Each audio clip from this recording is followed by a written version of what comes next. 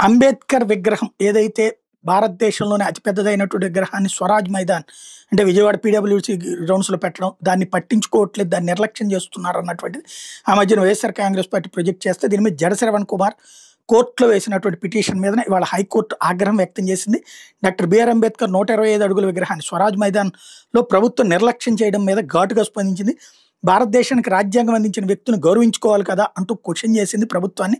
ఎంతో ప్రతిష్టాత్మకంగా 20 ఎకరాల్లో నిర్మించిన డాక్టర్ బిఆర్ అంబేద్కర్ స్వరాజ్ మైదాన్ పట్ల అలసత్వం వహించడాన్ని హైకోర్టులో సవాల్ చేస్తూ బుద్ధిస్ట్ సొసైటీ ఆఫ్ ఇండియా జాతీయ కార్యదర్శి వేముకొండలరావు పిటిషన్ వేస్తే అతని తరపున జడ శ్రవణ్ వాదించారు. గత ప్రభుత్వం ఎంతో ప్రతిష్టాత్మక 450 కోట్లకు పైబడి ఖర్చుతో నిర్మించిన డాక్టర్ బిఆర్ అంబేద్కర్ స్వరాజ్ మైదానం పూర్తిగా పతనావస్థకు చేరిందని పిటిషనర్ వాదించారు. కూటమి ప్రభుత్వం ఉద్దేశపూర్వకంగా స్వరాజ్ మైదానం పట్ల వివక్ష చూపిస్తోందని పిటిషనర్ ఆరోపించారు. ఆంధ్రప్రదేశ్ రాష్ట్ర ప్రభుత్వం జీవో ఆర్టీ నెంబర్ 15 డేటెడ్ 19/1/2024 ప్రకారం పూర్తి స్థాయిలో ఈ స్వరాజ్ మైదానం పట్ల పర్యవేక్షణ కమిటీ ఏర్పాటు చేసింది అని పిటిషనర్ వాదించారు. తమ ప్రభుత్వం అధికారంలోకి రావడంతో పూర్తిగా ఆ కమిటీ పనిచేయడం మానేసింది అని పిటిషనర్ చెప్పుకొచ్చారు. నిధుల్లేమి సాగుతూ అంబేద్కర్ విగ్రహాన్ని ఉద్దేశపూర్వకంగా పతనావస్థకు చేరుస్తున్నారని పిటిషనర్ ఆరోపించారు. తక్షణమే రాష్ట్ర ప్రభుత్వం స్వరాజ్ మైదానం పట్ల రాజ్యాంగ స్ఫూర్తితో పనిచేయాలి అన్నటువంటి ఏ విధమైన ఏది స్వరాజ్ మైదానికి సంబంధించి తక్షణం రాష్ట్ర ప్రభుత్వం స్వరాజ్ మైదానం పట్ల రాజ్యాంగ స్ఫూర్తితో పనిచేయాలని పిటిషనర్ వాదిస్తే పిటిషనర్ తరపున జడ శ్రవణ్ వాదించారు. వ్యాజ్యాన్ని విచారించింది హైకోర్టు. స్వరాజ్ మైదానం పట్ల ఏ విధమైన అభివృద్ధి పనులు జరుగుతున్నాయి స్వరాజ్ మైదానంలో అది రాతపూర్వక తమ ముందుంచాలని ఆదేశించింది హైకోర్టు. విగ్రహం ఏర్పాటు పట్ల పిటిషనర్ తీసుకున్న చొరవ ఏంటో కూడా తమ ముందుంచమని ఆదేశించింది. విచారణ వారం రోజుల పాటు వాయిదా వేసింది.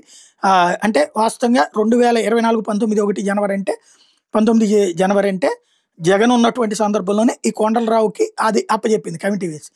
ఇప్పుడు ఈ ప్రభుత్వం మారాక ఆ కమిటీని తీయలేకపోతుంది. అదే సందర్భంలో దాంట్లో ఇదివరకు అయితే చక్కగా లైట్లు ఎక్కడి నుంచి అయినా సరే కనబడతా ఉండేది, విగ్రహం చాలా క్లియర్గా ఉండేది. అక్కడ ఈవెంట్స్ ఇట్లాంటివి కూడా నడుస్తుండే.